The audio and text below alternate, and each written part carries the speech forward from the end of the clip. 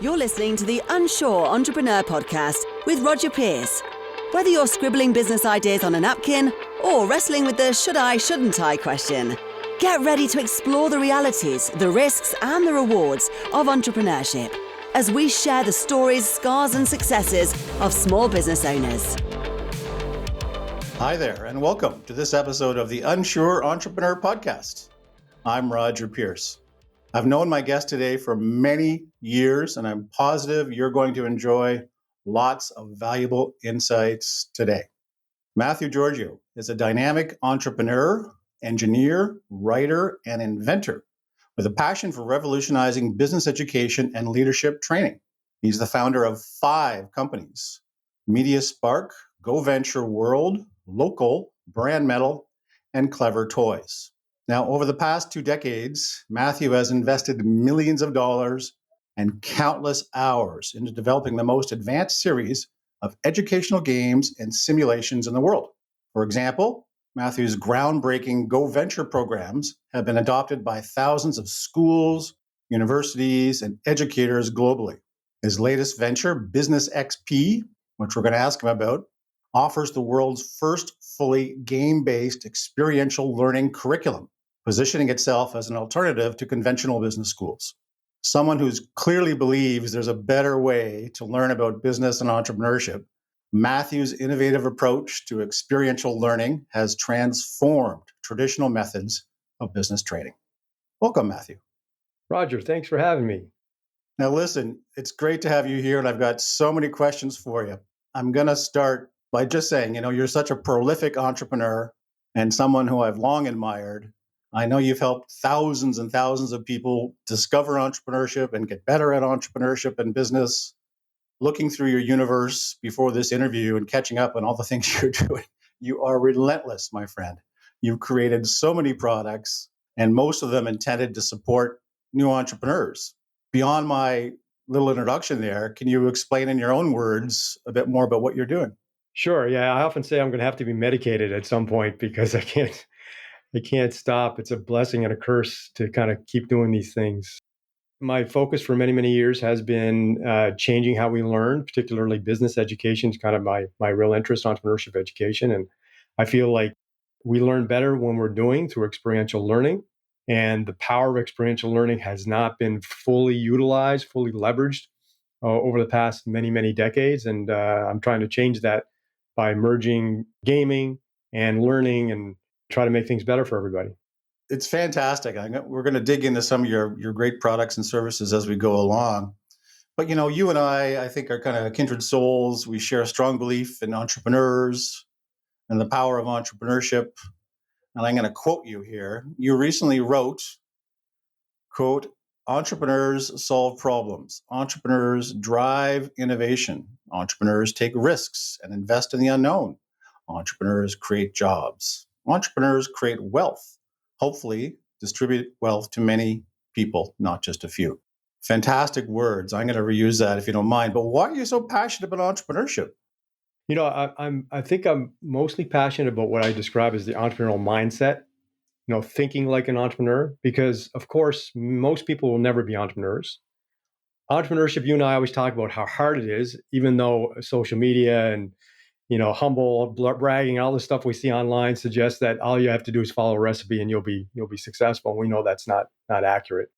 I'm a big believer in the mindset. Whether you become an entrepreneur, work in a nonprofit, a charity, government, if you think entrepreneurially, you will do better for the people you're serving, and you'll do better for yourself and your community and all the things around you. And that's why I'm a big believer in it. Well, it definitely shows, because your life's work is, like I said, just abundant. You've got, every time I turn around, you've got a new ebook out, or a new product, or a new game, or a new service. There's many of you. I wish. It's the first thing I want out of AI is to clone me so I don't have to work as much. You might soon have your wish, the way it's progressing. So let's talk about the core of what you do, entrepreneur and business education. You've said you believe it's better to learn business skills through games and simulations rather than traditional book-based learning and lectures. Can you expand on that? Yeah, it's very much like riding a bicycle. You have to eventually get on that bike and start pedaling to learn how to do it. An example I often give is, let's say you had to fly on an airplane and there's two pilots who've never flown a real airplane before. And one pilot had studied all the manuals, aced all the tests, but never did anything other than just that traditional learning. And then you had another pilot who used a flight simulator and was the best at the flight simulator. Who would you rather fly on that first flight with? The book person or the person who used the flight simulator? And I think we generally would choose the person who used the flight simulator because it's the closest to the real world. I'm a big believer is if we want people to gain skills quickly and efficiently, we have to put them in situations that are as close to the real world as possible. And I think simulation and games do that. Absolutely. Learn by doing. Now, I'm going to dig a little bit deeper because I think I got access to one of your games. Maybe it was GoVenture years ago, where you're actually transacting, you're building product, you're pricing it. Maybe you can dig a bit deeper into the process of building these educational simulations and how you go about it. Yeah, so when we build an educational game, I always want to make sure we say that we build it from the idea onwards to be educational, because most games are designed for entertainment. I've written before, and I think you and I have talked about this, that all games are educational. It doesn't matter whether you're shooting aliens or flinging angry birds. Your brain is always learning. Our brains are always learning. So every game is educational. The only question is the game, the experience you're building, can you transfer those skills to the real world? And in most entertainment games, not that many skills can be transferred to the real world. Certainly there are some, but not that many. But when you design a game specifically for education, your objective is for all those skills to be transferable. So we start with that objective in mind, and then we try to build the experience of whatever it is we're trying to recreate, whether it's some type of leadership skill or entrepreneurial skills. So in the example of the simulation you're talking about, we modeled businesses like, let's say, a restaurant, for example. So we have restaurants that are similar to McDonald's, Chipotle, Subway, Starbucks, and so on. They're not branded under those brands, but they're similar in concept. And you do everything in our simulation that you would do in running the real restaurant. You order inventory, you price your products, you monitor your customer feedback, you adjust, you hire employees, negotiate salaries, schedule them to work. Everything you would do in the real world of business, you do in the simulation. And that way, if you actually do decide to run a business, you're more prepared than any other method possible. That's just amazing. If I recall, the level of detail in this virtual world you've created is pretty impressive. Like, I'm setting margins and ordering supplies and things like that, right? It is super, super detailed. In fact, our GoVenture Entrepreneur simulation, which is one of several that we have, I believe it's the most realistic small business startup and operation simulation that's ever been created. And I feel confident about saying that because I've been doing this for 30 years because of how granular and realistic it is. And just to touch on this topic of experiential learning, let's say somebody came to us, Roger, and said, "Look, I want to run a restaurant. I don't know anything about business, but I want to run a restaurant. Will you give me $50,000, $100,000 to go out and start a restaurant?" And we say, yeah, sure. Here's some money. Go start a restaurant. Don't worry about how it works out. If you fail at the end, that's okay. Even if we were able to do that for everybody, how long would it take them to gain the skills to be confident and successful as an entrepreneur? And from my experience as an entrepreneur, I found it takes years to get to that level of comfort to understand, okay, I feel like I know what I'm doing. Yes, there's going to be challenges that I'm not sure how to deal with, but I still feel confident in the fundamentals. And so even if we're able to recreate the real world in the real world, it's just not feasible to do. And I think simulation, we can accelerate that in a matter of hours rather than months and years. I'm still trying to figure out how to be an entrepreneur, Matthew. So I need to take more of your game. So who's using this product? That the GoVenture, I know, is one of your flagships. Who's buying it? Yeah, so GoVenture is our product brand. So our company is MediaSpark, but the product brand is GoVenture. So we have several simulations under that brand, like GoVenture Entrepreneur, GoVenture CEO, GoVenture World, and so on. If we focus on the entrepreneur product, what's really interesting about it is that everybody uses that product. When I mean everybody, I say elementary schools, middle schools, high schools, community colleges, universities. Two of the major banks in Canada are using it, major bank in the US. We've got small other companies as well, not necessarily banks, that use it as a customer empathy tool. So it's used at all levels of learning because of the fact that it's realistic. Most educational products, they're very narrow in focus, whereas ours is very broad and very detailed, and it has progression built in. So you might say, well, how does an elementary school student play GoVenture Entrepreneur when it's somebody in a major companies using it as well, and MBA programs and so on. It's because it has progression built in. So it starts very simple with like a lemonade stand and then progresses up to more comprehensive experiences. So you can kind of use it in a modular way that fits whatever your profile is as a learner. A couple of things you said there caught my eye. Banks. You said banks are using it. Is that for the small business customers or for their own staff and bankers? When I originally launched this product, I was thinking that banks would really like to use it to direct their small business customers, because a lot of times budding entrepreneurs go to banks looking for loans and they get rejected because they're not ready or too much risk, but they don't have anything to direct them to. Although I think that's one of your businesses, right? You help banks with that exact problem, right? Is let's help budding entrepreneurs and existing entrepreneurs with content and resources to help them. But in terms of the ones that are actually using it, they're using it as an empathy tool. So two aspects. One is an empathy tool. So when they're dealing with small business or mid-market customers, a lot of people who work in these banks don't have entrepreneurial experience. They can't empathize with a customer. They can't have as meaningful conversations with their customer because they've never been in the customer's shoes. By playing our simulation now, they're in the customer's shoes. They can better understand how their banking products fit the needs of the customers, at what time in their life cycle it fits those needs, and can have more meaningful conversations with them. The other example is just as a training tool itself, to have people be more entrepreneurial and understand how a business works and how your role within that business impacts the overall organization. That's the other use of a product like that. So many applications, right? There is, franchisers, for example, can use it as a pre-qualifying tool for franchisees. And, there's so much you can do. You raise a bigger question. There is no license for entrepreneurship. There's no, okay, so rubber stamp, you're approved. Go ahead, spend your life fortune, spend tens of thousands of hours, risk your family and your relationships, things we talk about on this podcast. There's no license or permit to operate as an entrepreneur, which raises the question not whether there should be. I mean, there can't be. It's a free market, and I believe in that. But boy, oh boy, you got to get ready, don't you? You got to get ready. And if your tools help them get ready before spending actual real money and struggle and sweat and tears, I'm all for that. Yeah, there's so many mistakes you can avoid if you just do some prep in terms of your learning and the skills that you can bring to the table.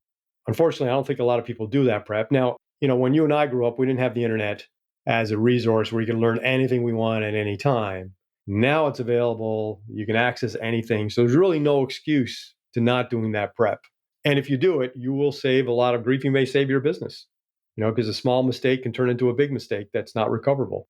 I think I read somewhere in your universe that your products and services and games and simulations help entrepreneurs address risk and failing. Is that right? Yeah, I'm a big proponent of failure because I like to say as entrepreneurs, we fail every day. I call them micro failures. Many of them are small failures. We can recover from them, but it's a constant series of failures, constant series of problem solving. It's a career in problem solving, really. And our educational system is the complete opposite of that. Our educational system creates a fear of failure. Oh, you got to pass that test. You're going to fail this, or this mark's going to be. It's all about fearing failure, when in reality, our lives, whether we're entrepreneurs or not, are full of failure. We would be more responsible as educators, as parents, as teachers, if we help people know how to recover from failure. Of course, we want to help them avoid failure too, through experience and so on. But we're going to fail anyway. There's no avoiding it. So how do we expect failure? How do we accept that failure? How do we respond to that failure to learn from it and do better? I think if education changed its mindset to accept failure, we would all be better off. That's a fascinating subject. So can you dig a little deeper about, how do we do that? How does a new entrepreneur get back up on that horse? What can we do to learn from our failures? Number one is to expect it, right? Expect it's going to happen. I'm a kind of person, I'm planning all the time, plan B, plan C, plan D. Not everybody's like that. And so and that's fine. So maybe you partner with someone or hire an employee who thinks more like that. So I think planning can help. Using mentors, coaches, advisors, whether it's your accountants or lawyers and so on, to help you avoid these types of things. But really, entrepreneurship and being successful in entrepreneurship, it's a lot about experimentation too, right? When you're selling that hamburger, what price should that hamburger be? There's no system of price in our world. There's concepts, academic concepts about price, cost plus pricing, market pricing. But ultimately, you have to look at what your offer is, what your brand that you're building, who your customers are. And you have to decide at some point, but this is the price I'm going to start with. It may or may not be right. But I have to also learn how to use evidence-based decision making. So I put that price out there. I'm selling some. I'm seeing the response from my customers. Hopefully, I'm trying to gather more feedback from my customers. I'm trying to filter through that feedback because some feedback is more relevant than other feedback. It's more meaningful than other feedback. And then I'm going to make a decision. Well, my price is either good or it's too low or it's too high or whatever the circumstance may be. And I think training our minds to use evidence-based decision-making in this capacity helps us prepare for failure. But number one is we just have to expect failure. And then, okay, now what do we do about it? Everything you said is so bang on, and we do get nervous around failure, but you pry into the past lives of most of the world's entrepreneur titans. They've all failed at one point or another, right? It's part of the journey. Very few overnight successes, right? You hear about the overnight successes that are actually 5, 10 years and 20 years in the making. In the media, we like to talk about how good they are. And then, the other thing I'm seeing nowadays, Roger, on social media is people kind of writing biographies of successful business people. And they're kind of rewriting what happened. This person saw this and they saw this, amazing vision for this and that. And in reality, that's not how it happened. They did something, it completely failed, but they were able to pivot in time to make it successful. They didn't know it would be successful. So you kind of have to be careful with everything you see online. I often say, all the business advice you get online, even if it's my business advice, don't believe any of it. It's all wrong because it doesn't consider your context. Your context is more important than all the business advice. So consider it, consider that advice, but never assume it's correct. Look at it in your lens of your context, and then try to make the best decision going forward. Everybody's journey is unique, like you're saying. It's so important. You also said too, again, recognize your challenges, your failures are not unique. Other people are going through them. They might not disclose them or put them on TV or on internet, but they're there. So, have a council of friends who are in business, some small business buddies, some small business advisors, join groups of small business owners, and share your journey with other people, because I guarantee you're going to be brought up, be lifted up. You're going to find out other people are going through exactly the same thing, if not close to what you're going through. And that'll help you address failures, right? Absolutely. And that authenticity helps build trust and helps build your network in a way that people want to support you even more, I think. All that said, I mean, my gosh, I just love talking to you about this stuff. What's the one mistake you think entrepreneurs make when they get into a new business? I don't know if it's one. I think lack of preparation is probably the most universal one. Even things like understanding the basics of accounting. I launched a course. It's incredibly popular. I've got 30,000 students. It's free. And I teach accounting in 29 minutes because I want people to understand accounting. And the reason I'm able to teach it so fast is because I use a simulation to kind of demonstrate accounting in the context of a business. So it becomes easy to understand. But I find a lot of people don't understand the numbers. We're growing up in a society where people are scared of math, even basic math. And in business, you got to understand some basic math if you want to be successful. Yes, you can, if you're lucky, you can luck out and still be successful anyway. I'll tell you a story. If you've seen this story, Richard Branson, Sir Richard Branson, one of the most famous entrepreneurs in the world, he said he had the secret that he never knew the difference between net profit and gross profit until he was in his 40s. He was already a billionaire and he didn't understand the difference between net profit and gross profit. So I'm thinking, man, he must have hired well. He must have hired an amazing team that took care of all that for him. If he didn't understand that stuff and he still was able to become a billionaire. But I think lack of preparation of even the basics is a big thing. You're so right. And what you're talking about there is what I call small business financial literacy. Just knowing some basic numbers, margins and profits and gross profit, net profit, understanding how to read basic financial statements like a balance sheet, cash flow versus income statement, right? And how they correlate. You don't have to understand bookkeeping, but you do need to maybe be able to manage your money and recognize that, cash in the cash till is not necessarily profit. That's right. That's one of my big messages is in terms of new entrepreneurs is If there's one thing you got to focus on is your cash. Nothing matters except cash. Is cash coming in or is cash going out? A check in the mail isn't cash. A big meeting with your potential biggest customer ever in history is not cash. A contract signed is not cash. Only cash is cash. And if you don't manage your cash and you run out of cash. And to your point, hope is not a cash flow strategy. Just like lottery is not an investment strategy or a retirement strategy, right? If I just win, if I hope enough, maybe the cash flow will improve. And I think that's the number 1-2 killer, which comes from the number 1 killer, like you said, being unprepared, but running out of cash, right? Businesses, that happens all the time, usually because new entrepreneurs, they do what, Matthew? They overestimate revenues and they underestimate expenses, and they get caught in between. Oh, I'm sure customers will roll into my new business in the first month. What if it takes 6 months? Right? That's why I love your simulations and experiential learning, because you can play out all these scenarios, right, in your products. Absolutely. And you can't go bankrupt. That happens in our simulation. But that's not failure. That just happened. It was an experience. You didn't plan properly. You didn't make good decisions. But now you can learn from that and try again and do better. Yeah. And what's the harm if you end up going under on the simulation? You're not out of pocket, right? You can crash that airplane in the flight simulator all you want. But hopefully you won't do it in the real one.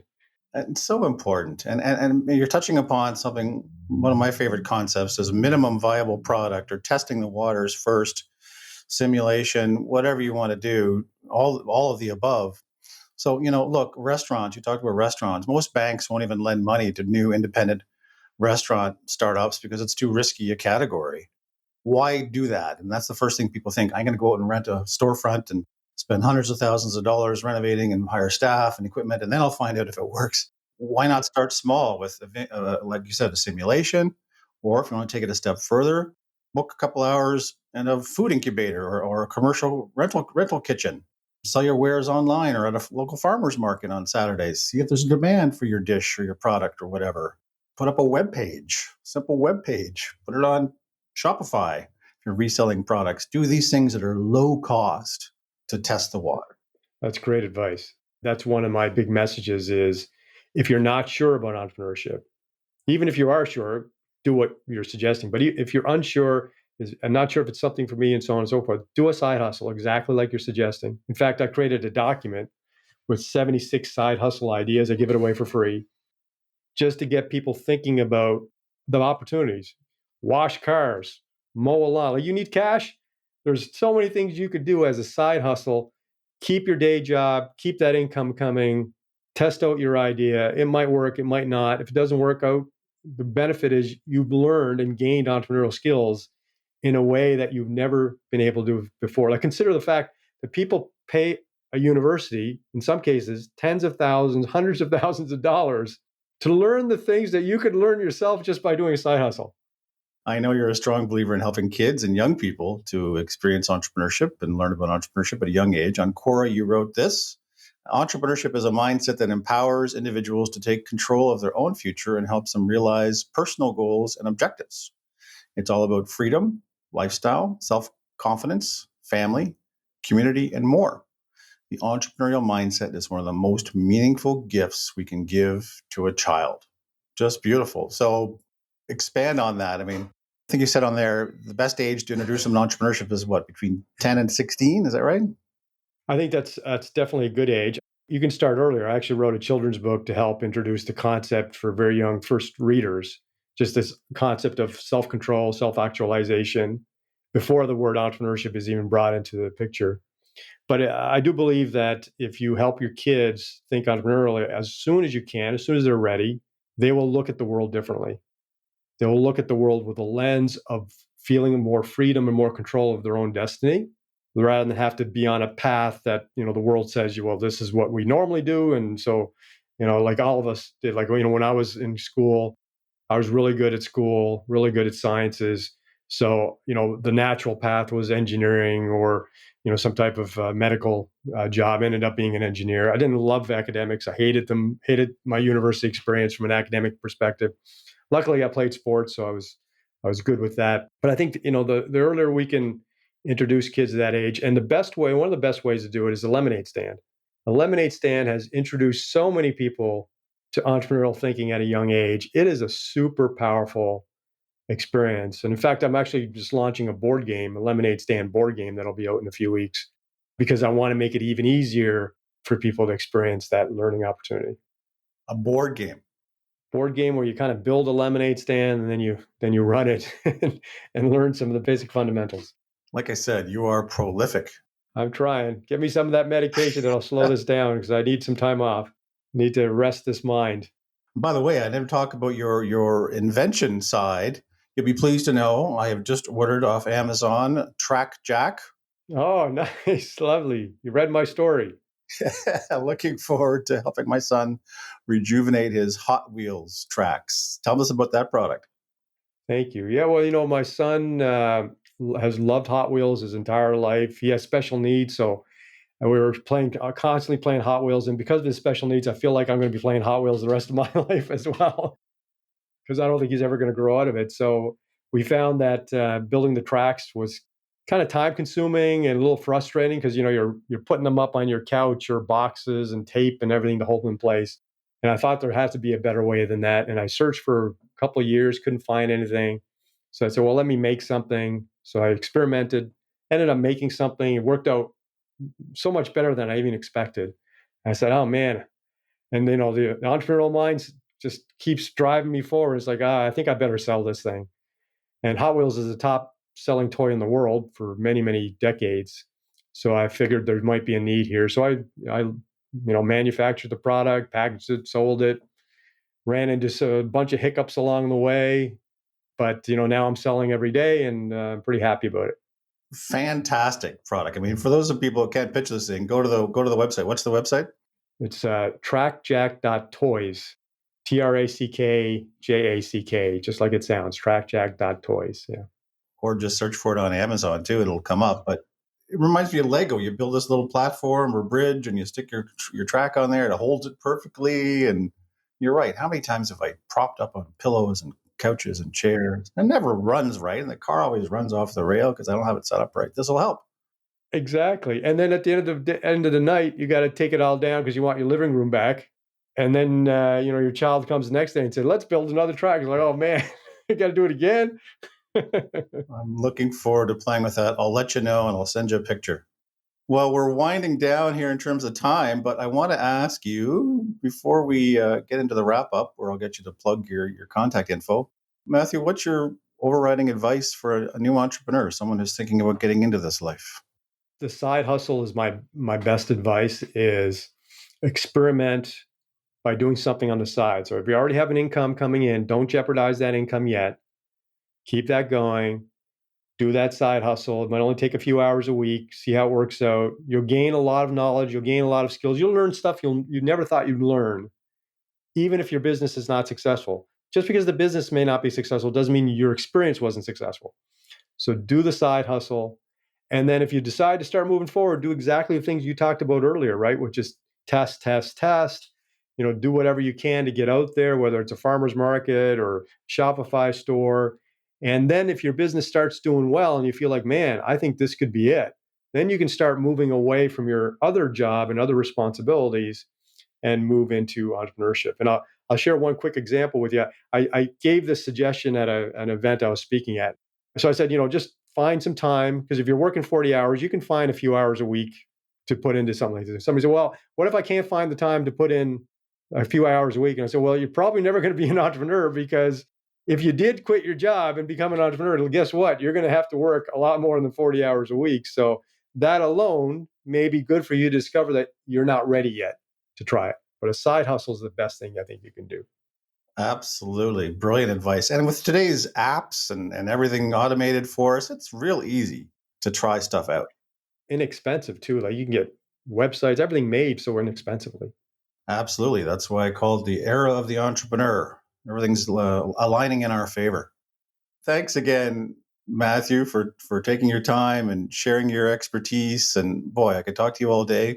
And it means so much that you've taken time out of your busy schedule to be here with me today. I really appreciate that. But before you go, give us a couple websites, or how does the listener get in touch if they want to connect with you? Well, thanks, Roger. So I think the best way is my personal website, because it has everything there. And it's my last name, Georghiou.com. That's GeorGhiou.com. And you'll see links to all my work there. And you can hit me up there or on LinkedIn. I'm on LinkedIn a lot and happy to chat with anyone at any time. Sounds good. And I have been on that website. It is a great gateway to your universe and all the things you offer. So please check that out. Okay, wonderful. Thanks again, Matthew, and everyone joining us here today. Thank you for listening. And be sure to return next time for more insights from the Unsure Entrepreneur. Bye for now. That's it for this episode of the Unsure Entrepreneur podcast. Thanks for listening. Be sure to subscribe so you don't miss other candid conversations with small business owners. And be sure to check us out at unsureentrepreneur.com.